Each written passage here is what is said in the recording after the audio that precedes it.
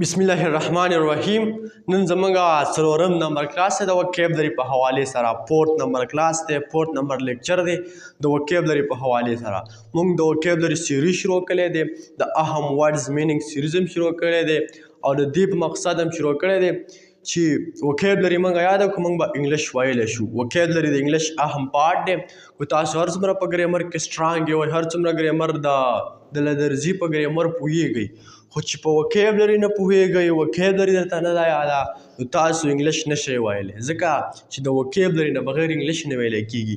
نو مونږ سیریز د دې په حوالې سره شروع کړی دی چې مونږ وکیبلري یاده کړو، 2000 3000 پورې وکیبلري یاده کړو او اهم وکیبلري یاده کړو، امپورټنټ ورډز مینینګ یاد کړو. نو په دې په حوالې سره زموږ څلورم نمبر کلاس دی. درې کلاس آلریډي ریکارډ شوي دي، دا څلورم نمبر کلاس دی او بیا مونږ اهم وکیبلري راوړې ده، امپورټنټ ورډز مینینګ هم راوړي دي. نو فرسټ ون زموږ سره څه دی په وکیبلري په حوالې سره؟ لاف، LAUGH، لاف. دا ویلی کېږي لاف. د دې څه سپیلنګ دی او د دې څه پروناونسیشن دی؟ ساري د دې څه پروناونسیشن دی؟ لاف. لاف څه ته ویلی کېږي؟ لاف ویلی کېږي خندل، خندا کول، دې ته څه ویلی کېږي؟ لاف. فار ایگزامپل، وائی آر یو لاپنګ، ته ولې خاندي؟ وائی آر یو لاپنګ، ته ولې خاندي؟ وائی از هی لاپنګ، هغه ولې خاندي؟ یا وائی آر یو لاپنګ ایٹ ہم، ته په هغه پورې ولې خاندي؟ نو لاف ویلی کېږي خندا کول، خاندلې ته. بل زموږ سره ورډ دی لاؤډ. لاؤډ څه ته ویلی کېږي؟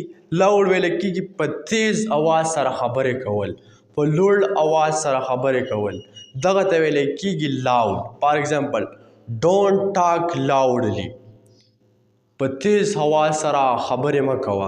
نو لاؤډ څه ته ویل کېږي؟ په تیز اواز سره خبره کول. بل دی نروس. نروس څه ته ویلی کېږي؟ نروس ویلی کېږي پریشانه ته، بېچینه ته. څوک چې ډېر پریشان وي، ډېر خفه وي، هغه کس ته ویلی کېږي نروس. څه ته ویلی کېږي؟ نروس ته ویلی کېږي. فار ایگزامپل، I became very nervous when I heard the news. زه ډېر خفه شوم کله چې ما دا خبر واورېدو، دا نیوز ما واورېدو، نو زه ډېر خفه شوم. نروس څه ته ویلی کېږي؟ پریشانه ته، بېچینه ته. نویز څه ته ویلی کېږي؟ اوس زموږ سره بل ورډ دی نویز. نویز ویلی کېږي شور کولې ته. شور کولې ته څه ویلی کېږي؟ نویز. فار ایگزامپل، زه ووایم چې ډونټ میک نویز هیر، دلته شور مه جوړوئ، دلته شور مه کوئ. ډونټ میک نویز هیر، دلته شور مه کوئ. بل زموږ سره ورډ دی پراجیکټ. پراجیکټ ته په پښتو کې ویلی کېږي پروژه. اوس پروژه څه ته ویلی کېږي؟ د پراجیکټ څه مطلب دی؟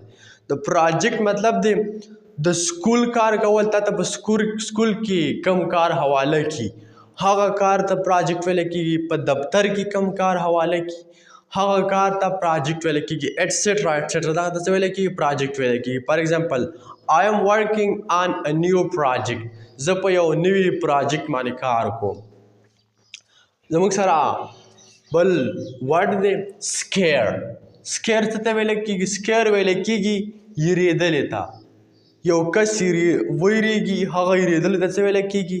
سکیرډ ویلی کېږي. سکیر ویلی کېږي. څه ورته ویلی کېږي؟ سکیر ویلی کېږي. فار ایگزامپل، یو سکیرډ می، تا زه ویرولم. I scared him، ما هغه ویراو. یا they scared اسلم، هغوی اسلم ویراو. نو دې سکیر ته څه ویلی کېږي؟ سکیر ته څه مطلب دی؟ یریدل. بل ورډ دی شاوټ. شاوټ څه ته ویلی کېږي؟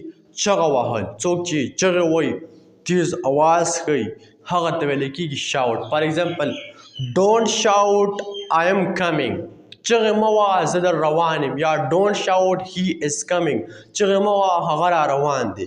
نو دغه چغې ویل ته ویلی کېږي شاوټ. بل ورډ دی سمیل. سمیل څه ته ویلی کېږي؟ سمیل ویلی کېږي بوی کولې ته. یو څیز بوی کول هغه ته ویلی کېږي سمیل.